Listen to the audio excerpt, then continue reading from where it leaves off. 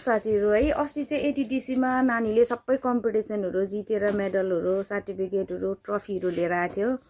आज पनि फेरि कलेजमा बेस्ट एथलिटको उयो अवार्ड जितेर चाहिँ लिएर आएको छ मेरो छोराले है।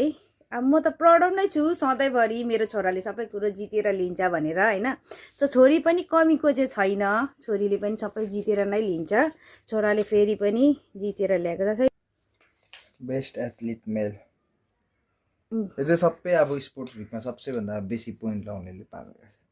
बेस्ट एथलिटको पनि जितेर अनि सर्टिफिकेट पनि पाएछ। सर्टिफिकेट त भक्कु छ, सर्टिफिकेट फेरि भक्कु मारी ल्याएछ। सबै जितेरै आउँछ आउनु चाहिँ। यो ट्रफी चाहिँ यस्तो छ।